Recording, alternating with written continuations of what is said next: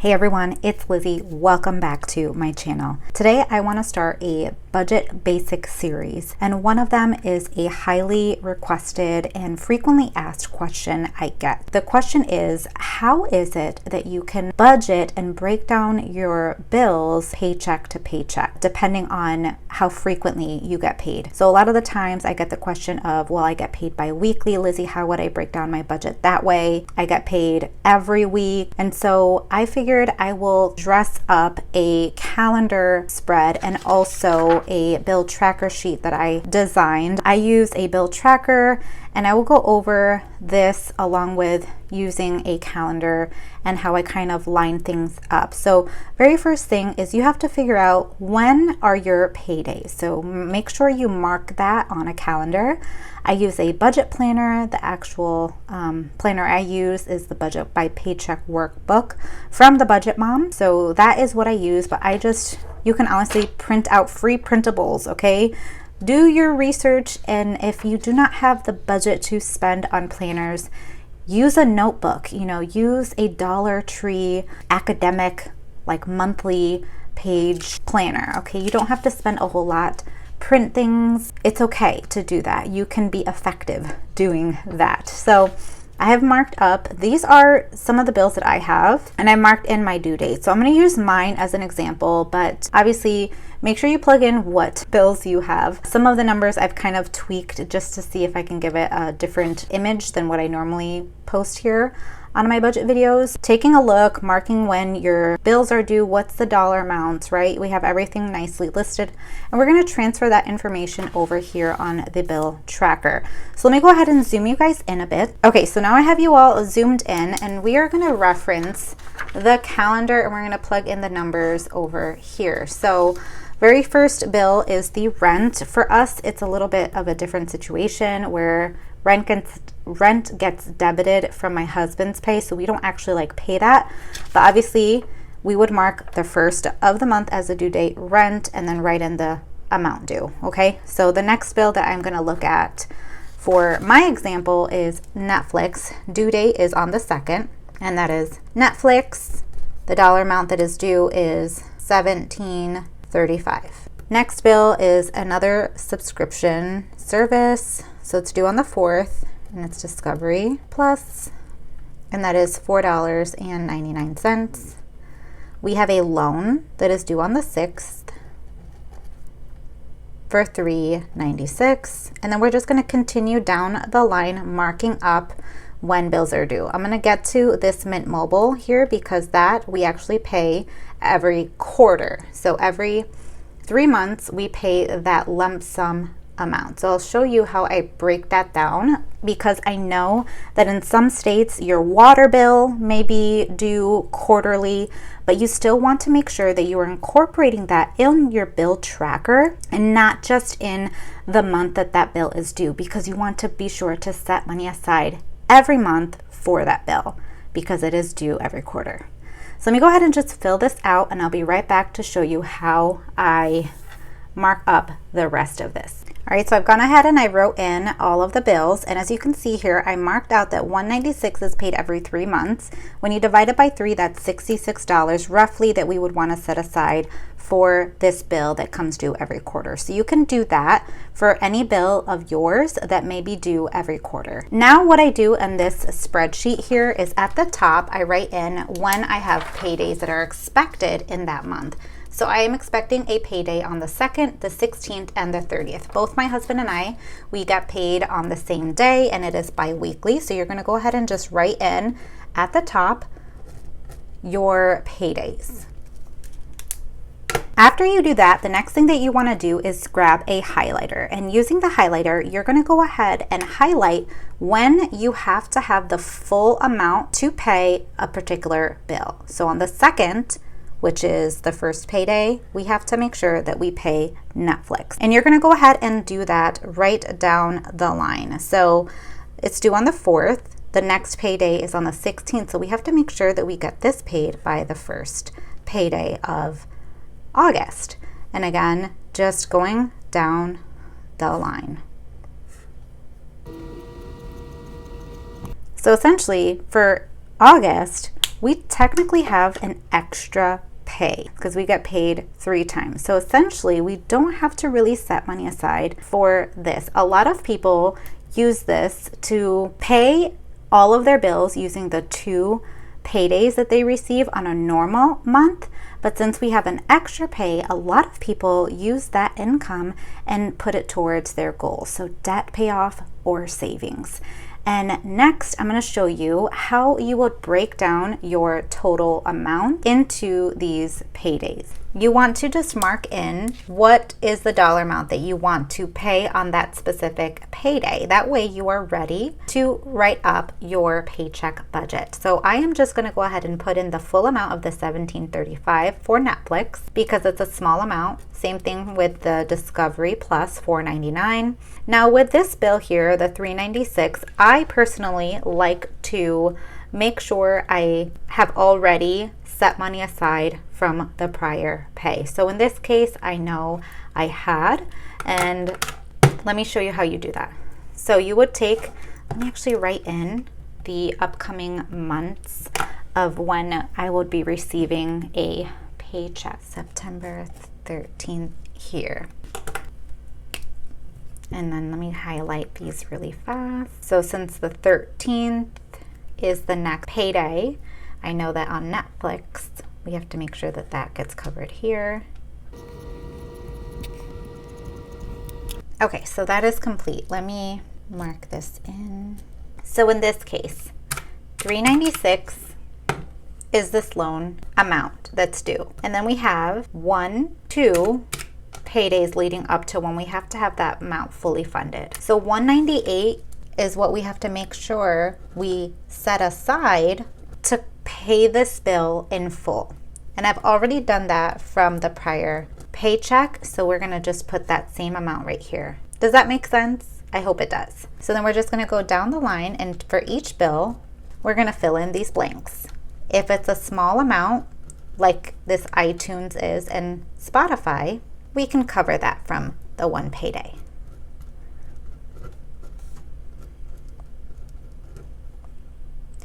Internet, $50, and half of that is $25. So we're just gonna make sure that each paycheck, we are gonna set aside $25 for that. For the credit card bill, we can do the same thing if you'd like. 69 divided by 2, so $34.50 is what we can set aside for these.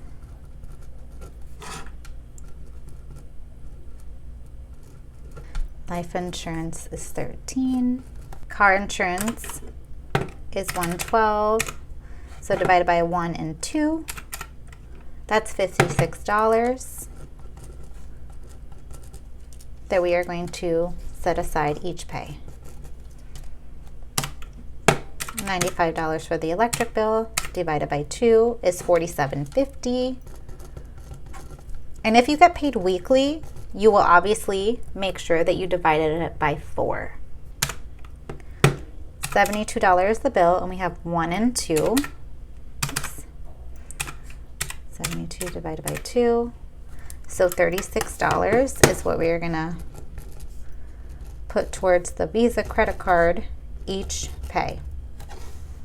We have a diaper subscription for my dog, so I'm just gonna go ahead and just have that be on the actual date that we need the funds by. For Mint Mobile, because it's a quarterly bill here, $196 is what we have to pay every 3 months. We have to make sure that we set aside approximately $66 every month. So $33 each pay we are going to set aside for that. We have a monitoring system for our internet devices and stuff. Life insurance, we can set that aside there. And then you can continue on going forward for each of those paydays up here. So hopefully setting up the bill tracker made sense to you, and utilizing the calendar, kind of using the 2 hand in hand, that part makes sense. So now that we have the bill tracker ready, this is where it comes so much easier for you to be able to successfully plan out your paycheck budget. So let me go ahead and grab a blank paycheck budget sheet from my planner, and we're gonna go ahead and just go down the line here for our expenses and write it up. All right, you guys, so I have a blank August paycheck budget worksheet. So for this example purposes, I'm going to just go ahead and show you and walk you through how you would use a sheet like this. Let me actually get rid of a sheet like this so that way it can make it easy for you to go ahead and fill in your expenses on here and just track and make it as easy as possible. Once you've done this part, writing it on a scrap piece of paper, honestly, and making like these little charts, but just having something like this written out, it just makes it so much easier, I promise. So let me go ahead and zoom you guys in a bit and show you how I would write this in my paycheck budget. We are up close and personal. We're just gonna fill in the expenses of this. So I'm not gonna write in the income because this is specifically for writing in your bills and expenses. You would obviously put in what your income is and then utilize this to break it down. So for this video, it's specifically how you are allocating your bills and expenses. And then now, because we have done the hard work, I'm gonna go ahead and just focus on this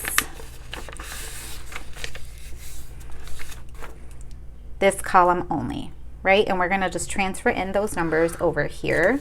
So to make it easy, we have Netflix that's due on the 2nd, and we are gonna budget $17.35. Discovery due on the 4th, $4.99, and we're just gonna go down the line, checking them off and filling in the blanks here.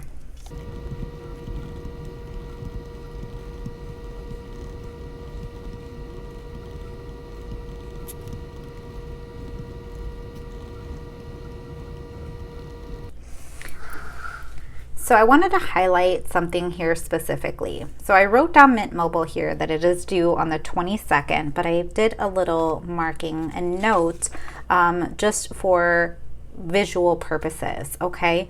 So Mint Mobile, it has an amount that is due of $196 that's due every 3 months.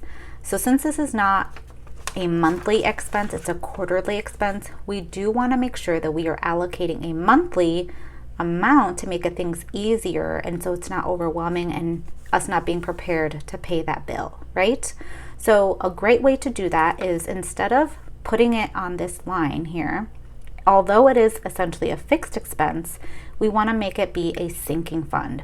So for things that you know are upcoming, that are planned things, that are things that will come out of your account or that you will pay for, start a sinking fund for that. Back to school is a great thing because we know back to school is coming up right around the corner. So if you are not prepared now, make sure that you start a sinking fund now so that way you're ready come back to school for next year and you're not just bombarded and just stressed out.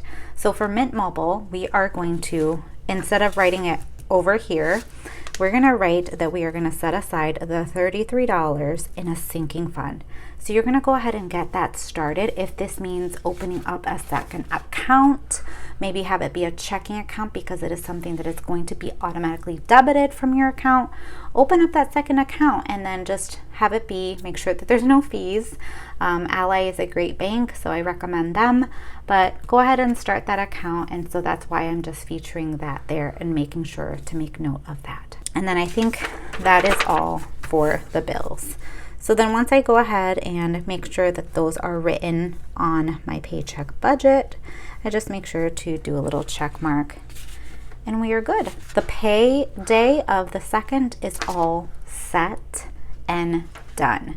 So now that we have that taken care of, a couple of things that I want to point out is, obviously you're going to go ahead and you're going to total this, but I also want you to think about what are your variable expenses, right? What are the things that come out of your account or out of your wallet that you pay for on a regular basis? One of them is groceries. Obviously, we all need food. I always like to carry a miscellaneous category. I am a cash budgeter. These are the only two categories that I would draw cash for, but obviously everyone is different. I can go into specifics of what you may want to consider, but I am just doing this for personal, like my personal expenses, and doing like a mock-up budget. So the purpose of this is just to explain how I use a bill tracker and easily break down our paycheck budget for the bills. You would then go ahead and add up your expenses here, total that up along with your income, and that is how you can get a figure of what you are able to apply extra to debt, what you are able to apply to sinking funds. You know, obviously think about your variable spending, and then this will help you to hopefully be at peace when it comes to writing up a budget. So I never want to make anybody feel overwhelmed when it comes to finances. This, I hope, will just help you get started to set up your paycheck budget and set up a nice, clean system when it comes to laying out your bills and your expenses that are a regular occurrence in your life. Because you guys, we're adults here, right? We have responsibilities and we have things that we have to pay, but we don't want to avoid those responsibilities. And so hopefully this video helped you at least get started. Let me know if you have any questions at all. I can most definitely add to this in this series for budgets for beginners. And yeah, that's all that I have for you guys today. If you liked it, hit the thumbs up button, subscribe for more budget content, and I will see you guys right here in a brand new video. Bye guys.